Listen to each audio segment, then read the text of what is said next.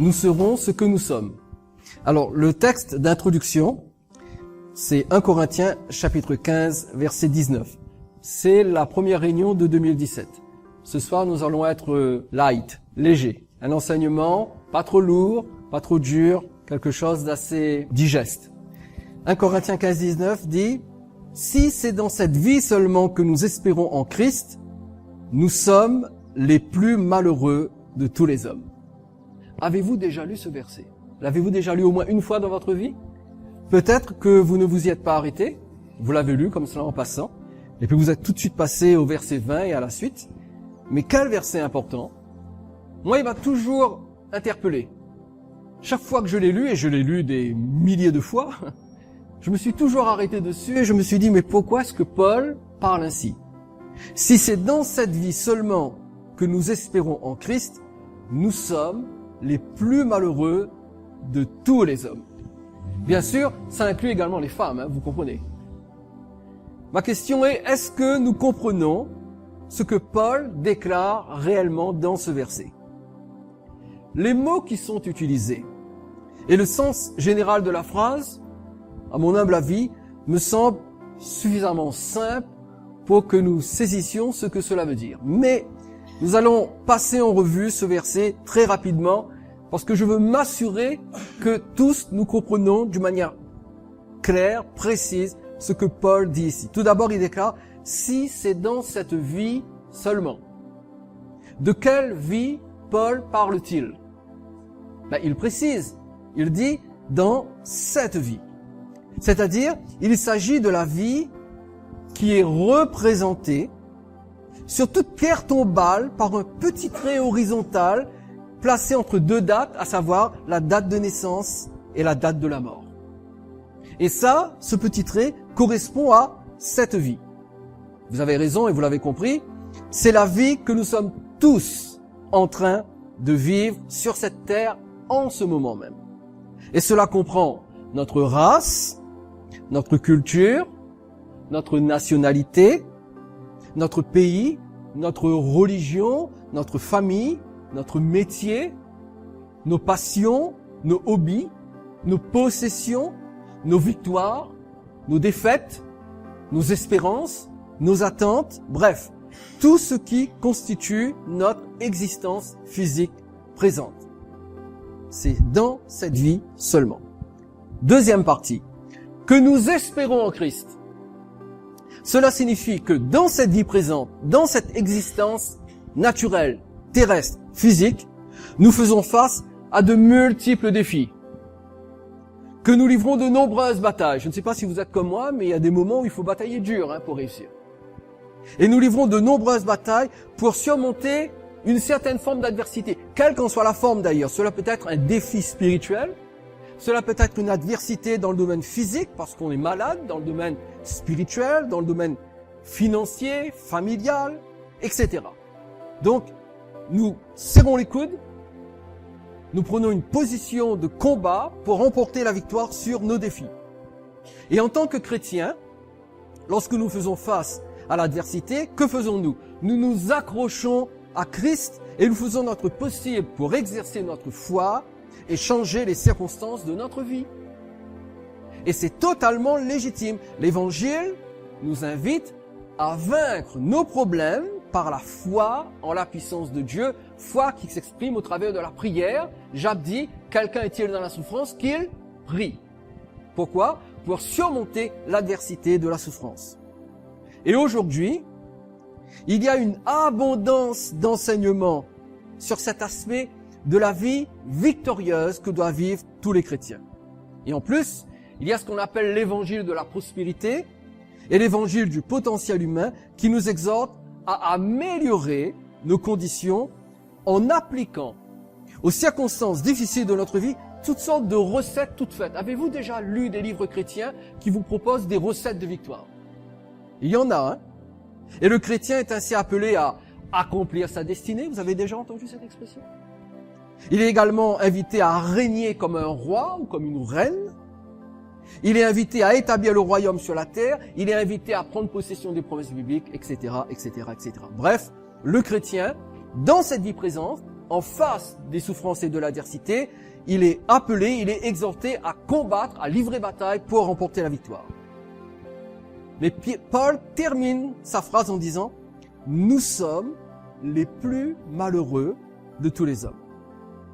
Et l'apôtre Paul termine sa phrase en disant, écoutez bien cela, que si notre statut de chrétien se limite à tenter de réussir notre vie naturelle et terrestre, nous finirons par réaliser qu'en fin de compte, nous ratons le but ultime et supérieur de notre vie et de notre salut. Le roi Salomon a dit dans Ecclésiaste chapitre 6 verset 11, « S'il y a beaucoup de choses, il y a beaucoup de vanité. Quel avantage en revient-il à l'homme ?» S'il y a beaucoup de choses, s'il y a beaucoup de projets, s'il y a beaucoup de désirs, il y a beaucoup de vanité, quel avantage en revient-il à l'homme? Et ici, Salomon déclare que l'abondance des réalisations humaines, si bonnes et si légitimes soient-elles, et je suis sûr qu'en ce début d'année 2017, vous avez des projets plein la tête.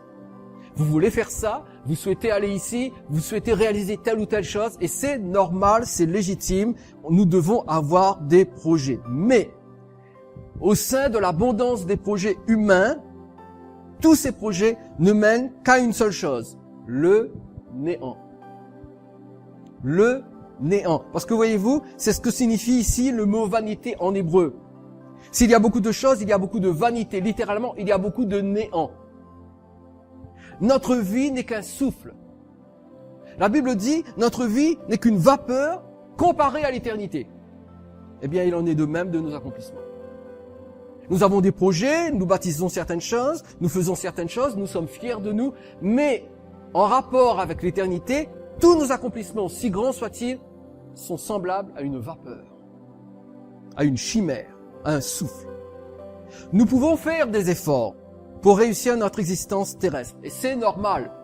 Surtout en tant que chrétiens, nous avons avec nous celui qui est plus grand que tout. Et nous pouvons, grâce à l'aide du Seigneur, réussir notre vie. La Bible dit, je puis tout par Christ qui me fortifie. Cependant, dans tous nos projets, écoutez bien cela, nous n'avons aucune certitude que nos projets aboutiront. Vous le savez cela? Vous avez certainement de nombreux projets, comme je l'ai dit, mais vous n'avez aucune certitude que tous vos projets vont aboutir. Aujourd'hui, beaucoup de chrétiens confondent la foi et la présomption. Il y a une grande différence entre les deux. Quelle est-elle? Eh bien, la foi consiste à s'appuyer sur les promesses de Dieu. Dieu nous parle, Dieu nous fait une promesse, je saisis cette promesse, je m'appuie dessus, mais en même temps que je m'appuie sur cette promesse, je me soumets à la volonté de Dieu pour moi. Nous sommes bien d'accord? Par contre, la présomption est totalement différente. La présomption consiste à vouloir imposer notre volonté à Dieu en manipulant ses promesses afin d'obtenir ce que nous convoitons. Et c'est la grande différence entre la foi et la présomption. Et beaucoup de chrétiens croient agir par la foi alors qu'ils agissent par la présomption, c'est-à-dire ils veulent imposer leur volonté à Dieu. Et ils essaient de manipuler Dieu, ils essaient de manipuler les promesses de Dieu. Mais ça ne marche pas comme cela.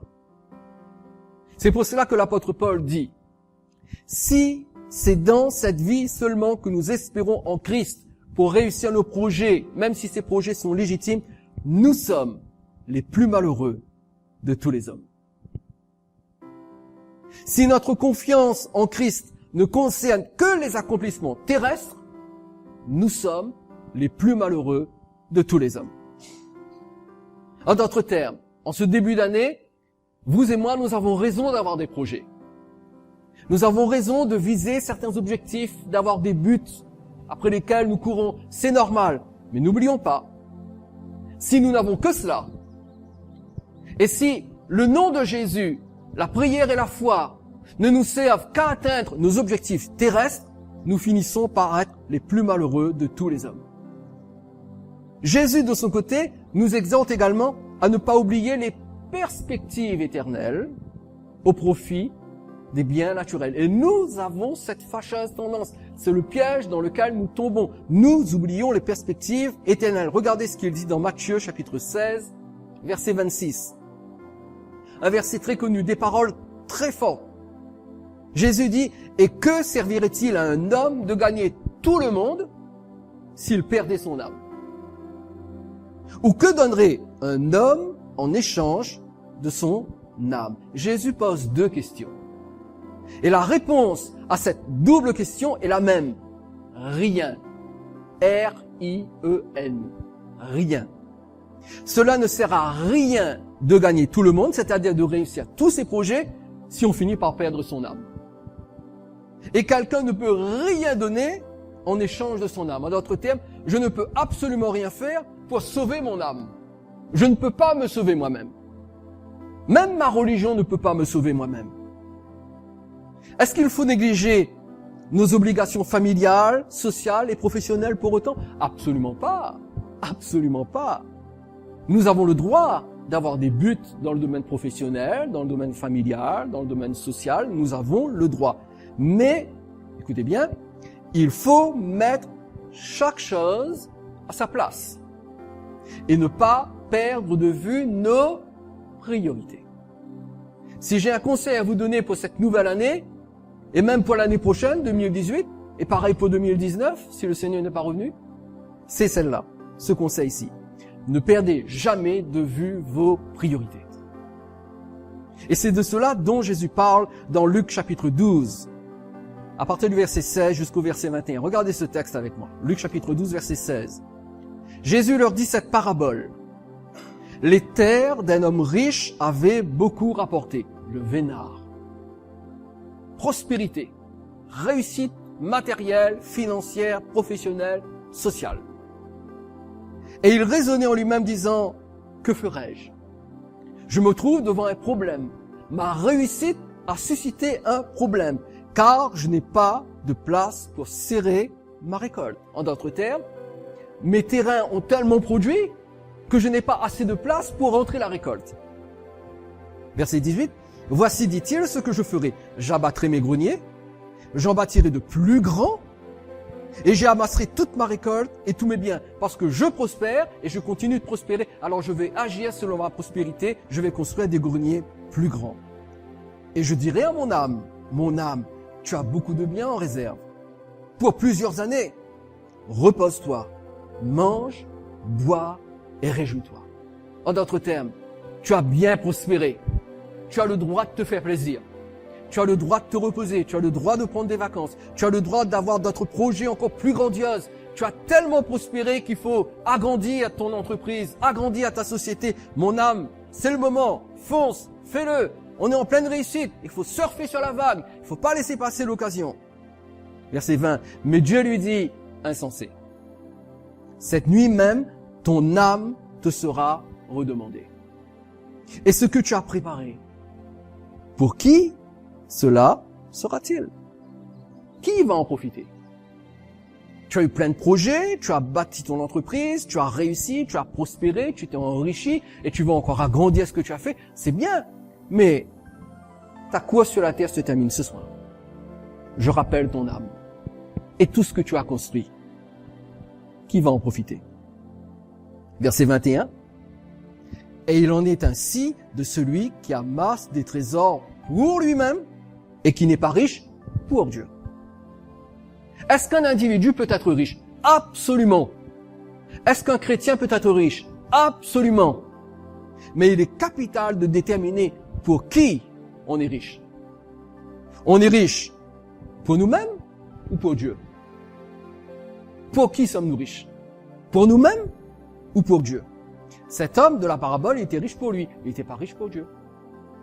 En ce début d'année, quelle est la richesse après laquelle vous aspirez? Je sais que tous, on rêve de gagner le gros lot. On rêve de toucher un héritage.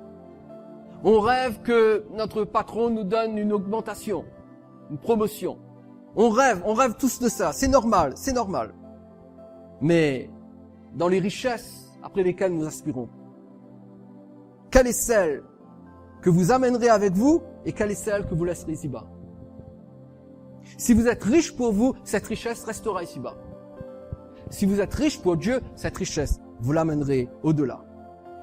Trop de croyants emploient la quasi-totalité de leur énergie pour les richesses naturelles terrestres. Et il ne leur reste plus assez d'énergie pour les richesses spirituelles et célestes. Comment est-ce que vous pouvez savoir où vous investissez votre énergie? C'est très simple. C'est lorsque vous vous dites « je n'ai pas beaucoup de temps pour prier ». Ça prouve que votre énergie est presque totalement investie dans les richesses terrestres et naturelles. Dès que je commence à lire la Bible, je tombe de sommeil. J'ai du mal à me concentrer sur les choses spirituelles. Moi, j'ai besoin d'action. Il faut que ça bouge. C'est simple. Si vous parlez comme cela, et si vous vous sentez comme cela, c'est la preuve que la quasi-totalité de votre énergie est investie dans les choses naturelles, terrestres et périssables. Et qu'il ne vous en reste quasiment plus pour les richesses spirituelles. En d'autres termes, vous êtes en train de devenir riche pour vous, mais vous n'êtes pas riche pour Dieu. Et la Bible est catégorique. Colossiens, chapitre 3, verset 2. Regardez bien ce verset. Colossiens 3:2 dit « Affectionnez-vous aux choses d'en haut et non à celles qui sont sur la terre. » C'est incroyable. J'ai l'impression que beaucoup de chrétiens ont gommé ce verset dans leur Bible. Affectionnez-vous aux choses d'en haut et non à celles qui sont sur la terre.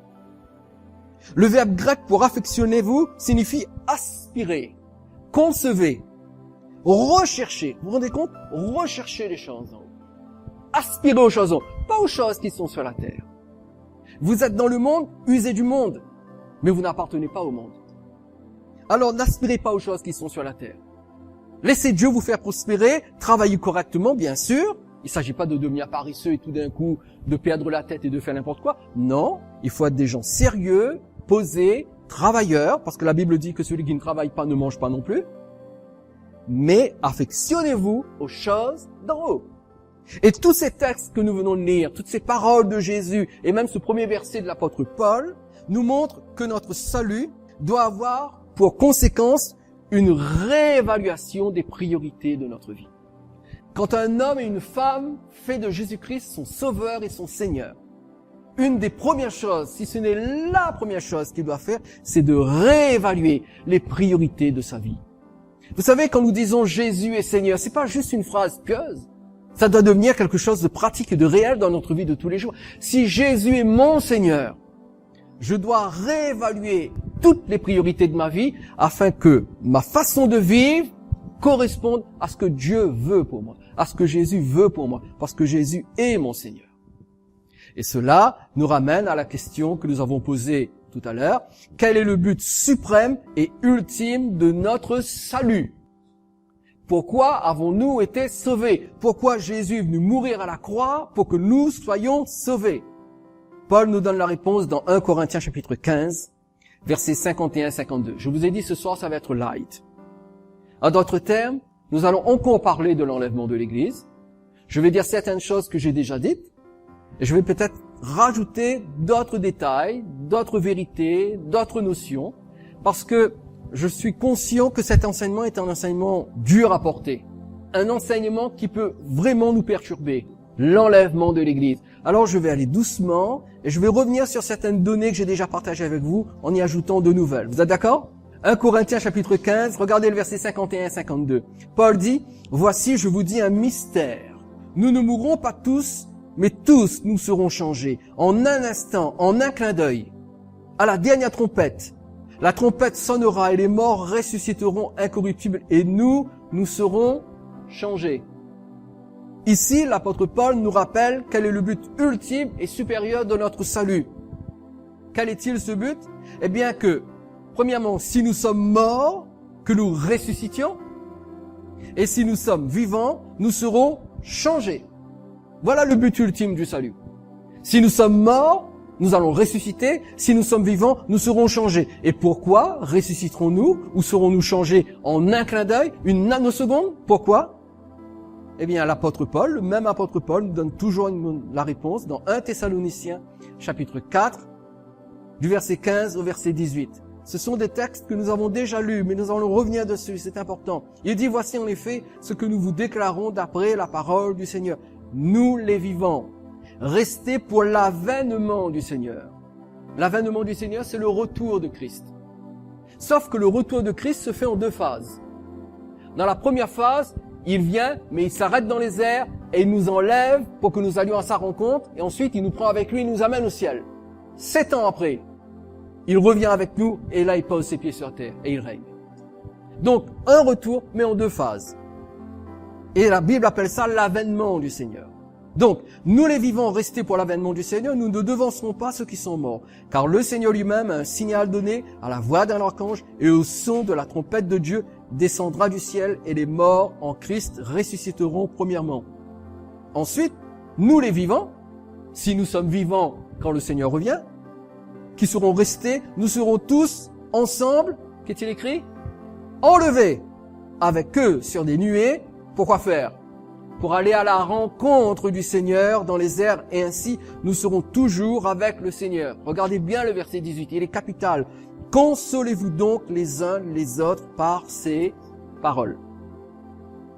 Et l'apôtre Paul nous donne une explication qui est tellement limpide ici qu'il faut être de mauvaise foi pour passer à côté de ce qu'il dit. C'est clair, les croyants morts, quand Jésus reviendra, eh bien ces croyants morts ressusciteront. Quant aux croyants qui sont vivants, eh bien eux, ils seront changés. Ils n'auront pas besoin de ressusciter vu qu'ils sont vivants. Par contre, ils seront changés, c'est-à-dire ils vont recevoir un nouveau corps pour être enlevés ensemble. La Bible dit, tous ensemble nous serons enlevés. Imaginez ce qui va se passer ce jour-là parce que certaines personnes iront au cimetière et ils vont voir des tombeaux, des caveaux ouverts. Pourquoi? Parce que les morts qui étaient dedans et qui étaient devenus poussière, eh bien ils sont sortis de leur tombeau. Et ils sont montés dans les airs et nous sommes montés avec eux parce que en une nanoseconde, nous avons été transformés et nous sommes enlevés ensemble avec eux pour aller à la rencontre du Seigneur dans les airs. Voilà ce qui attend l'Église. Écoutez bien, le verbe enlever ici est très important. L'apôtre Paul dit, et nous serons tous ensemble enlevés. Le verbe enlever vient du grec harpazo, H-A-R-P-A-Z-O, harpazo. Et ce verbe harpazo signifie ravir, s'emparer, arracher de force. C'est le mot que l'on utiliserait si notre enfant est sur le point de traverser la route et de se faire renverser par une voiture qui vient à vive allure et qu'à la dernière seconde, on s'empare de lui, on le saisit de justesse par le bras pour l'empêcher de se faire écraser. L'enlèvement aura exactement le même effet sur les croyants. Pourquoi est-ce que Jésus vient enlever les croyants? Pour les sauver d'un danger imminent et réel. C'est pour cette raison que Paul dit « Consolez-vous donc les uns les autres par ces paroles. » En d'autres termes, si toute votre énergie n'est dirigée que vers les accomplissements terrestres, naturels, vous allez être malheureux. Parce que, vous ne savez pas si vos projets vont réussir. Quand bien même vous priez Dieu, vous lui demandez de vous aider, mais vous ne savez pas si ça va réussir parce que vous ne savez pas exactement quel est son plan final. Deuxièmement, alors que vous donnez votre énergie à amasser des richesses pour vous, vous devenez pauvre pour Dieu. Et si vous êtes pauvre pour Dieu, vous allez au-devant d'un grave danger. Si vos projets humains terrestres ne réussissent pas comme vous voulez, consolez-vous par ces paroles. Il y a un danger plus grave que l'échec de vos projets humains. Et c'est un danger qui est tellement grave que le Seigneur emploie les grands moyens. Il vient vous arracher de ce danger. Il vous prend avec lui.